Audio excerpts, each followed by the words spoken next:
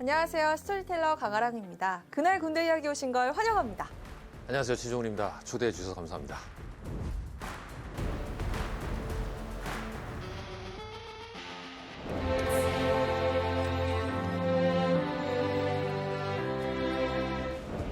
군 관련 프로그램에 출연 정말 많이 하시잖아요. 가장 기억에 남는 순간 언제였나요? 사실 그 출연을 많이 했다기보다는 출연을 오래 했죠, 제가. 그래서 횟수로 한 3년 했던 것 같습니다. 여러분 다 아시는 푸른 거탑이라는 프로그램 때문에 실제로 병사들이 저를 보면 경례를 했었어요. 정말 특별한 경험이었네요. 네, 아마 오늘 주인공 이야기를 마칠 무렵엔 대한민국 육군을 간접적으로라도 경험했다는 사실이 아마 자랑스러워지실 겁니다.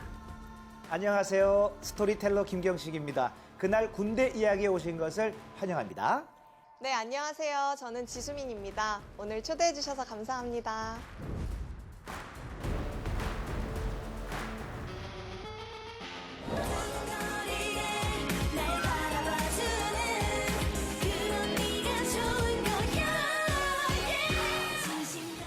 듣자하니 군대와 좋은 인연이 있으시던데요. 네, 맞습니다. 제가 소나무 활동을 할 때 위문열차 공연을 많이 갔었거든요. 위문 공연. 네네네. 그때 그래서 이 방송을 준비하면서 좀 찾아봤어요. 육군, 해군, 공군 저희가 후방부터 최전방까지 되게 열심히 부지런히 다녔더라고요. 공연 다니면서 되게 기받은 그 좋은 기억이 아직까지 남아 있습니다. 네. 군이랑 인연이 꽤 있어서 오늘 이야기에도 더 깊이 공감하실 것 같은데요. 자, 6.25 전쟁에서 누구보다 뜨겁게 전장을 누빈 진짜 군인이 기다리고 있거든요. 자, 오늘 주인공은 6.25 전쟁 최고의 야전 지휘관 김종호 장군입니다.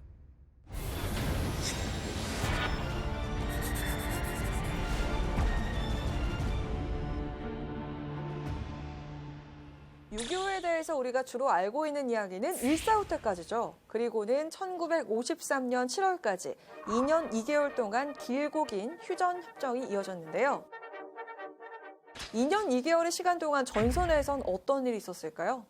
제가 고지전이라는 영화를 보면서 정말 깜짝 놀랐던 게 1.4후 때 전까지보다 휴전협정할 때 그 전사자가 몇 배나 많았다는 거예요. 휴전협정이 진행되는 동안 중부전선에서는 아주 치열한 고지쟁탈전이 있었다. 이런 거였습니다.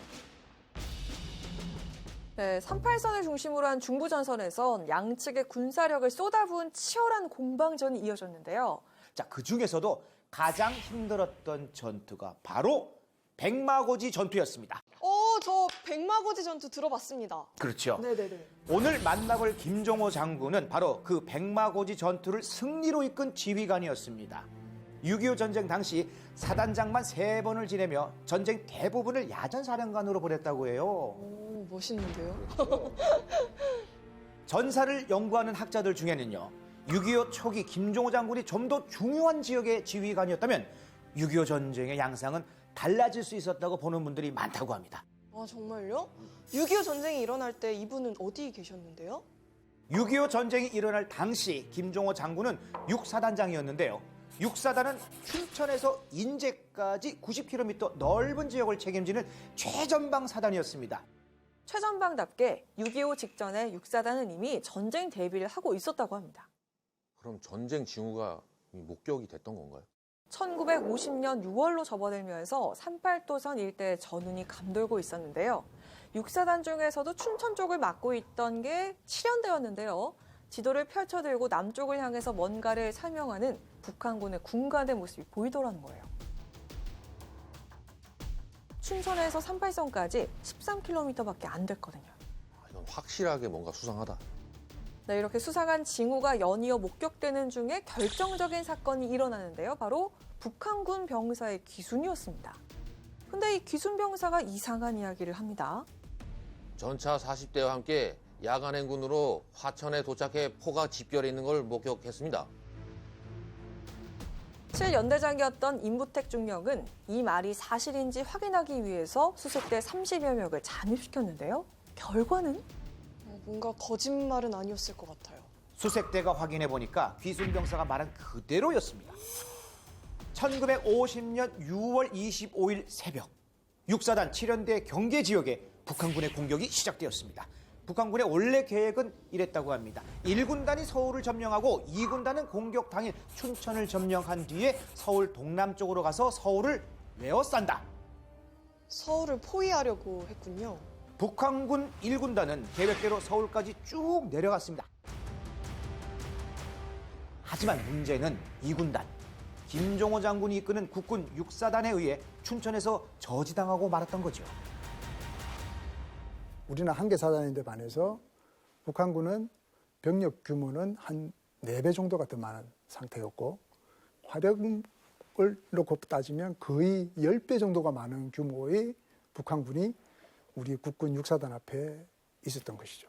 이제 대표적으로 몇 가지만 좀 말씀을 드리면 적을 잘 파악하려고 노력했다. 이게 첫 번째 중요한 포인트가 되겠고, 두 번째는 필요한 요소에다 이렇게 진지를 구축하는 그러한 모습으로 전투 준비를 했다는 것도 굉장히 중요하고, 그 다음에 간부 교육하고 밑에 이 소부대 전술 훈련을 시켰다는 것이죠. 그래서 이런 것들이 굉장히 뒷받침이 되어서 전쟁을 굉장히 수행하는데 그 어려운 여건 속에서도 잘 될 수 있었다. 북한군 입장에서는 통안에 패배했을 거예요. 서울의 북쪽과 남쪽에서 동시에 들어가기로 했는데 한쪽이 제 시간에 도착을 못하는 바람에 일찌감치 서울을 점령하고도 3일 동안이나 한강을 건너지 못했거든요. 3일 동안이요?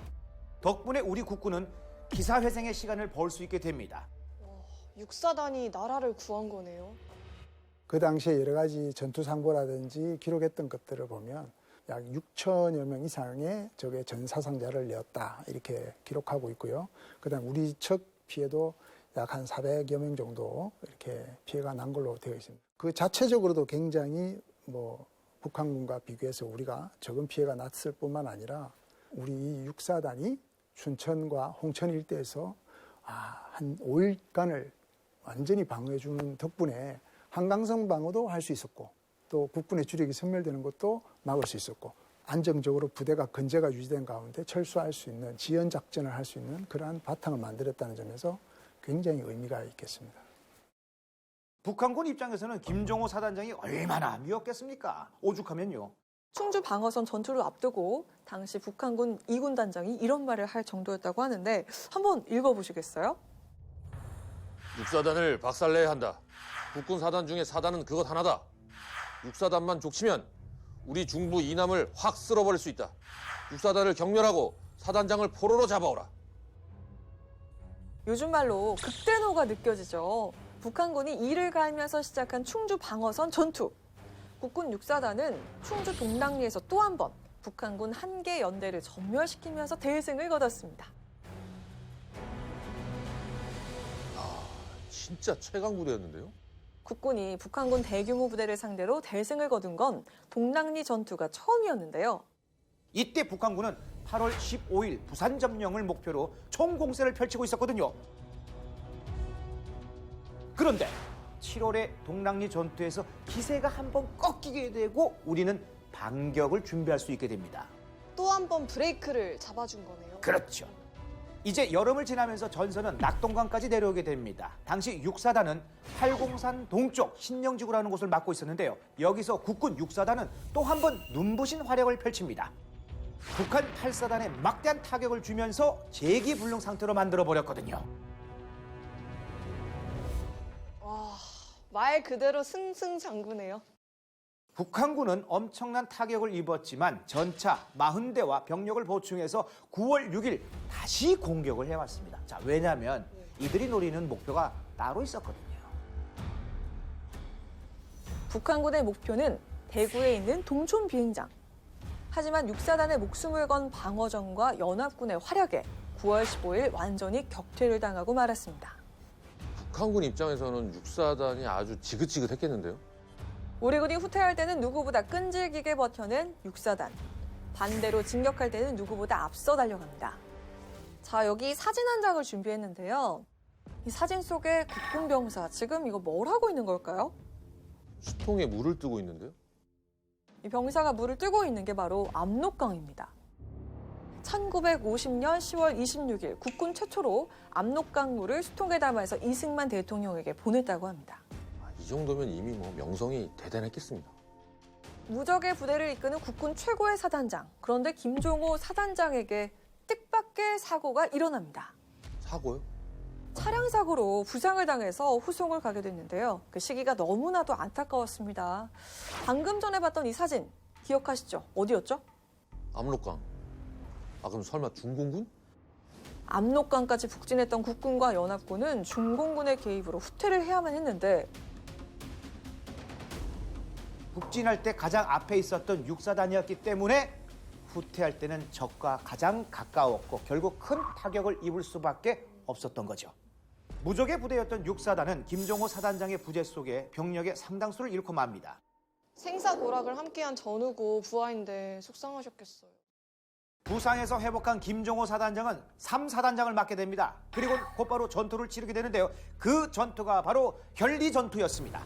현리전투요? 현리전투에 대해 잠깐 설명을 드리자면 현리전투는요. 6.25 전쟁 중에 우리 국군에게 가장 큰 패배를 안겨준 전투였습니다. 가장 큰 승리가 아닌 가장 큰 패배라니 이게 도대체 어떻게 된 일일까요? 그러니까요. 무패행진을 하던 분이 무슨 일일까요? 1951년 5월 인제 지역에 적군의 대규모 공격이 임박하자 3사단을 비롯한 국군 3군단은 퇴로를 확보하려 했는데요. 자, 그런데 인제 서쪽 지역을 맡고 있던 미국 제10군단장이 거기는 자기네 관할이라며 해서 3군단의 병력 파견을 거부합니다. 미군들을 배치하려고 한 걸까요? 근데 이상한 건 미군도 배치를 하지 않았다는 사실인데요. 자, 이렇게 퇴로 확보가 안 된 상황에서 중공군의 공격이 시작이 됐고 얼마 지나지 않아서 국군 3군단은 포위를 당하고 말았습니다. 그때 남은 병력이 모인 곳이 바로 현리였는데요. 그런데 또 뭐가 있는 거죠? 병사들에게 정말 놀라운 소식이 들려왔습니다. 아니, 군단장이 헬기를 타고 후방으로 가버린 겁니다. 전의를 상실한 장병들은 결국 제대로 싸워보지도 못한 채 병력의 30%, 장비의 70%를 잃는 큰 패배를 당하게 됩니다. 하지만 여기서 끝날 이야기였다면 그날 군대 이야기의 주인공으로 김종호 장군을 모시진 않았겠죠? 뭔가 반전이 있는 건가요? 현리전투는 뼈아픈 패배이자 동시에 중요한 분수령이기도 했습니다. 현리전투를 기점으로 전쟁의 양상이 크게 달라졌기 때문인데요. 전선 곳곳에서는 고지전이 시작된 거예요. 그럼 백마고지 전투도 이때 있었던 거군요. 백마고지 전투는 정전협정이 진행되는 동안 펼쳐진 수많은 고지전 중에서 가장 치열한 전투였습니다. 백마고지가 대체 어떤 곳이길래 적군도 아군도 그곳을 포기할 수 없었던 걸까요? 백마고지가 이제 그 당시에 서부 전선과 중동부 전선에 있어서의 가장 중앙에 위치한 곳이었기 때문에 이것이 만약에 무너진다면 유엔군이 주로 지키고 있고 국군이 주로 지키고 있던 전선 일대가 전체적으로 조정되어야 될 그러한 굉장히 중요한 지역이었기 때문에 상호간에 이 지역을 놓고 치열하게 싸울 수밖에 없는 그러한 곳이었습니다. 여기 사진 한 장을 준비했는데요. 자, 이 넓은 땅이 철원평야예요. 그리고 저 끝에 산이 하나 보이시죠? 네. 저곳이 바로 395고지, 또 다른 이름은 백마고지입니다. 주변이 다 내려다 보이겠어요. 그렇죠. 네. 현재는 육군 5사단이 관할하고 있는데요. 6.25 당시에는 9사단이 담당하는 지역이었습니다. 적들이 아주 호시탐탐 노리고 있었을 것 같아요. 395고지만 차지하면 철원 일대를 장악할 수가 있기 때문에 중공군은 당연히 이곳을 빼앗으려고 했겠죠. 국군은 당연히 빼앗길 수 없는 거고. 1952년 5월 김종호 사단장은 백마고지가 위치한 9사단 사단장에 임명됐습니다. 당시에 백마고지는 우리가 갖고 있었지만 9사단 방어 지역은 대부분이 뻥 뚫린 철원평야였거든요. 전투에는 되게 불리한데. 게다가 주변에 유리한 고지들을 적들이 장악을 하고 있어서 방어에는 불리한 상황이었습니다. 이 백마고지만큼은 절대로 빼앗길 수가 없기 때문에 9사단은 백마고지를 비롯한 철원 지역에 대한 방어 태세를 강화했습니다. 이건 뭐 말 그대로 목숨 걸고 지켜야 되는 상황이네요. 자, 이제 10월이 가까워 오면서 적의 공격 징후가 포착이 됐는데요. 전투가 임박한 상황. 김종호 사단장은 장병들에게 이렇게 외칩니다. 나를 비롯해 사단의 모든 전우들이여, 여기에 우리의 뼈를 묻자. 그리하여 우리 구사단의 빛나는 명예를 지키자. 결연한 의지가 느껴지는 것 같습니다. 1952년 10월 6일 새벽 중공군이 공격을 개시했습니다. 기필코 빼앗으려는 적군과 반드시 지켜내려는 아군의 목숨을 건 사투가 시작된 것인데요. 당시 백마고지에서 구사단 소속으로 직접 전투를 치렀던 박명호 옹의 이야기를 잠깐 들어보시죠. 10월 그 6일 날 벼랑간 그냥 그 포탄이 그냥 그 백마고지에 그냥 그 퍼붓는데 그냥 비행기 끌고 왔었어요. 그 앞에 부대가 또 이렇게 희생되면 그 다음 부대가 또 이렇게 넘어서 또 오고 또 그러면 이제 또 넘어서 오고 그냥 까매요. 그냥 오는 숫자가 세울 수가 없어요. 중공군은 백마고지 전투에 최정예 3개 사단을 투입했고요. 국군 구사단은 뼈를 묻겠다는 결연한 각오로 전투에 나섰습니다. 오늘은 국군, 내일은 중공군. 백마고지의 주인은 하루에도 몇 번씩 바뀌었습니다. 너무 처절하네요. 10월 7일 새벽 2시 중공군의 공격이 시작된 지 만 하루가 지났을까요? 적의 세 번째 공격이 시작됐습니다. 자, 당시 김영선 소령은 구사단 30연대 1대대장으로 전투에 참가하고 있었습니다. 7일 새벽 2시쯤 적의 세 번째 공격이 시작됐다. 적의 포격이 얼마나 심하던지 흙먼지로 발목이 묻혔다.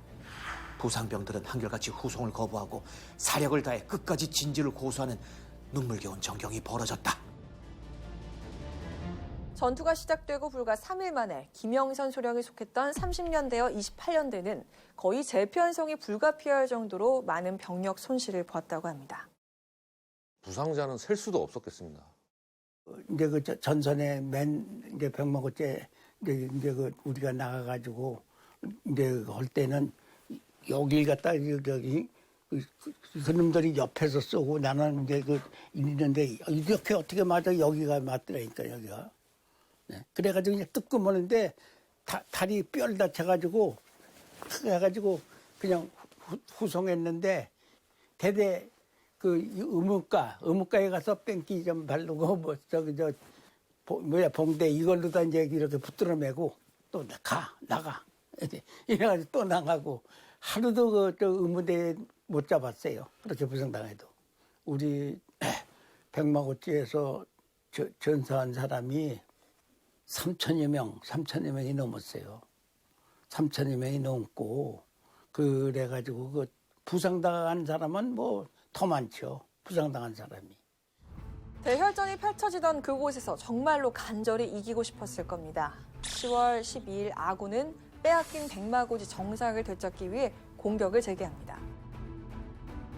하지만 능선에 설치된 적의 기관총 진지에서 막강한 화력을 뿜어내는 통에 제대로 공격을 할 수가 없었습니다. 기관총 진지가 공격하기 힘든 위치에 있었나 보네요. 포를 쏘거나 공군이 폭격을 하면 좋겠지만 그 또한 불가능한 위치였는데요. 우리 군의 희생은 늘어만 가는 상황. 부하들의 희생을 보다 못한 세 사람이 적진으로 향합니다. 대체 뭘 하려고?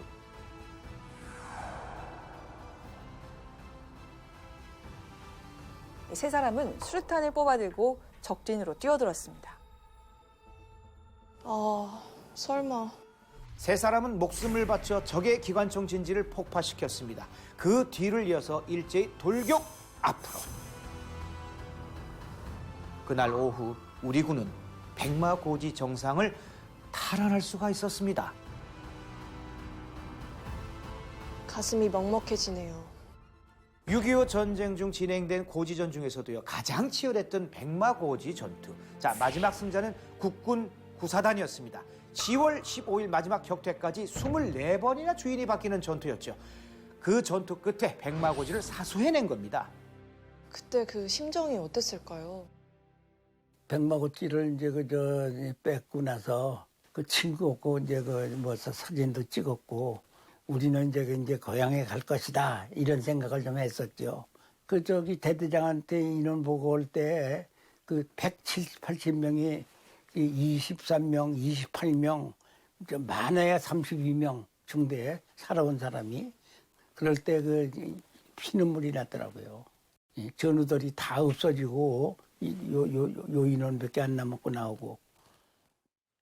물러설 수 없는 전투가 치러진 열흘 동안 연합군의 항공기 출격만 754회, 국군과 중공군을 합쳐서 27만 발이 넘는 포격이 쏟아진 고지 정상에는요, 풀 한 포기도 남지 않았다고 합니다. 완전히 초토화가 된 거군요. 폭격으로 인해서 하얗게 벗겨진 395 고지를 하늘에서 내려다보면 마치 백마가 누워있는 것 같다고 해서 지금의 백마고지라는 이름이 붙여졌다고 합니다. 멋있는 이름이다 했는데 이런 치열한 과거가 있었네요. 백마고지 전투에서 승리를 거두면서 국군의 명예는 물론이고 장병들의 사기도 크게 올랐다고 합니다. 당시 그 매일 신문에 보도가 될 만큼 온 국민의 관심이 집중된 중요한 전투였거든요. 국민들도 온 마음을 다해서 응원했을 것 같아요. 이토록 중요한 전투를 승리로 이끈 구사단에게 이승만 대통령은 상승 백마 휘호와 함께 사단의 무운을 격려했습니다. 지금도 구사단은 백마부대로 불리잖아요. 육군 구사단 백마부대, 바로 이곳에서 박명호 옹의 손자도 군생활을 했다고 합니다. 손자도 3명인데 3명이 하나는 포병, 둘은 28년대, 30년대 그렇게 근무하고 이제 제대 다 했습니다. 아주 자랑스럽더라고요. 이렇게 이제 살아가지고 손자과정 이렇게 저기 두어가지고 미국 장성하고 이렇게 식사를 하고 이런 때도 있구나. 그래서 행복했습니다. 그래가지고. 박명호 옹에게 백마고지는 자랑스러운 장소인 동시에 많은 전우를 잃어야 했던 아주 가슴 아픈 장소이기도 한데요. 그래서 백마고지에서 유해가 발굴됐다고 하면 언제든 달려가셨다고 합니다. 저 함께 그 사선을 넘나들었던 전우였으니까. 70여 년 전 백마고지에서 살아남은 전우들도 그 사이 세상을 많이 떠나셨다고 합니다. 그리고 김종호 사단장. 그분 소식도 궁금합니다. 6.25 전쟁 최고의 야전 사령관이었던 김종호 장군은 백마고지 전투 이후 육군 사관 학교장과 육군 참모총장을 지내며 올곧은 군인의 길을 걸었다고 합니다. 자, 그리고는 1966년 안타깝게도 46이라는 젊은 나이에 호국의 별이 되셨죠.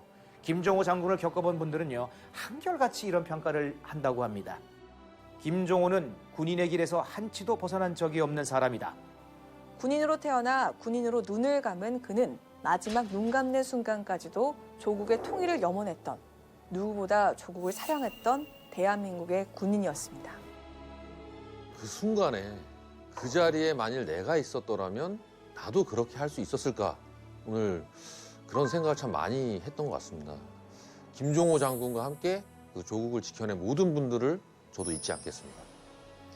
하늘이 너무 빨리 데려가신 것 같아서 마음이 너무 아프네요.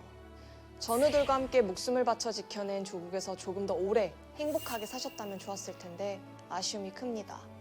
김종호 장군과 조국을 지켜낸 모든 분을 오래도록 기억하겠습니다.